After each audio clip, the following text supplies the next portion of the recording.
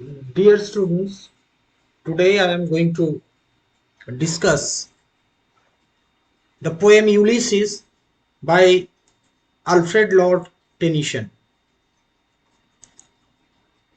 About the poet, Alfred Lord Tennyson was a leading Victorian poet and England's poet laureate.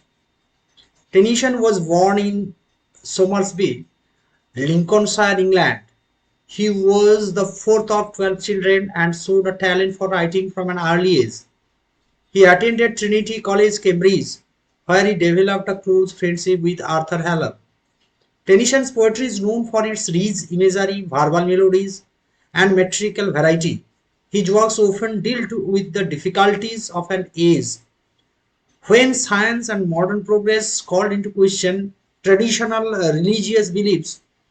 Some of his best known works include In Memoriam, published in the year 1850, Maud 1855, Poems 1842, The Princess 1847, and Ideals of the King 1859, and Enoch Arden in 1864. Ulysses by Alfred Lord Tennyson is a renowned poem that explores themes of identity, purpose, and the human condition. The poem follows Ulysses, the ancient Greek hero, as he reflects on his life, accomplishments, and future. He expresses his desire to continue exploring and experiencing life despite his advanced age. Tennyson's dramatic monologue Ulysses tells the story of what happens to the aging hero after he returns home. Ulysses, the Latin name for Greek mythology's Odysseus, is well known as a hero who fought many battles as a young man, spent 10 years battling in the siege of Troy, and took a journey of 10 additional years to return home to Ithaca. Now he has been home for some time and he is troubled. Ulysses, the poem speaker, begins by giving a picture of what his life has been like during the first years. He is an aging king married to an aging queen who lives unknown to his subjects. He describes them as a savage race who take advantage of all that he does for them without knowing who he truly is. He merely creates laws and rules idly. He is a man who is used to constant movement, so he cannot be expected to be happy living a quiet life. Ulysses then nostalgically outlines some of his adventures in his younger days. He speaks of battles he fought with his comrades, people he met, and places he saw. All are a permanent part of the man he is today. He greatly misses those days when he traveled to many lands and was honored of them all. Young Ulysses was not merely a name, he was important to those he knew, unlike today, and they were all important to him too. He says, I am a part of all that I have made, and that each adventure, each being, each place remains in his hungry heart. He believes that he truly lived life in those days. Ulysses expresses some regret that his present life is doomed to rust unvarnished, not to shine in use. He longs to do something other than merely breathe in life. He knows that life is meant to be lived and he does not want merely to exist. He is also keenly aware that as he grows older, he has little time left to live before that eternal silence of death takes over. He knows that with each hour that goes by, he has the opportunity to do something great before the final silence. Therefore, Ulysses is determined to follow his desires and stop sitting around waiting for death to overcome him. He mentions his son Telemachus, to whom he leaves his kingdom. Telemachus is a different person than his father and will rule in his own way. However, Ulysses is confident that he will do well to make mild, rugged people and help them. Knowing that Telemachus is fit for the task gives Ulysses hope and confidence to continue on to the next part of his own life.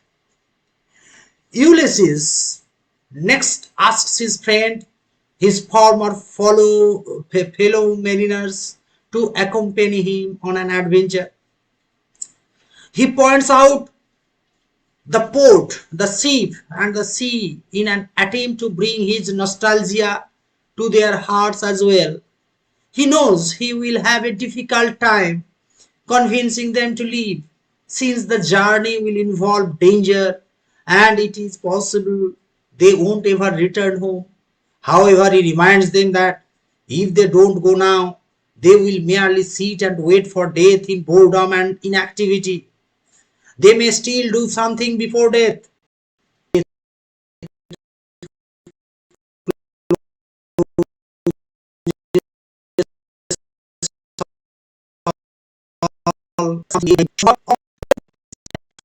In their youth. He acknowledges that they are old and do not have the strength and stamina that they used to have, but assures them that if they accept this fact, they can still seek adventure. What will keep them going are their noble hearts and wills, their heroic natures, and the knowledge that death is around the corner. Therefore, they must seize the moment before it is too late. They must try to strive, to see, to find, and not to yield. The poem is a dramatic monologue. A dramatic monologue is a speech given by a single character in a story, play, or poem where they share their thoughts, feelings, or motivations without interruption. The character can speak to other characters or directly to the audience. Blank verse, unrhymed iambic pentameter is used in this poem for free flowing and conversational tone. The poem is rich in imagery and symbolism, allusion to Homer's Odyssey and classical mythology also used in this poem. The major themes in this poem are the human condition. Ulysses' struggles and desires reflect universal human experiences. Identity. Ulysses grapples with his past, present, and future self. Purpose. He seeks meaning and direction in life. Mortality. Ulysses confronts his own mortality and the transience of life. Exploration and discovery. His desire for new experiences and knowledge. Ulysses, the protagonist, a complex and introspective character, representing the human desire for adventure and self-discovery, struggling with the consequences of his past actions, seeking redemption and a sense of purpose. The poem is a symbolic one. Various symbols are used in this poem, like the sea represents the unknown, change, and transformation. Ithaca symbolizes home, stability, and the comfort of familiarity. The sirens, embodiment of temptation and the allure of the unknown. The wars represent Ulysses' control over his destiny.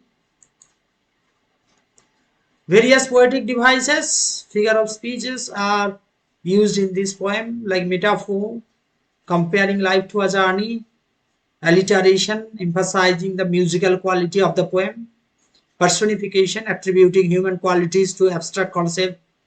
For example, the sea's insatiable hunger, enjoyment, creating a sense of flow and continuity.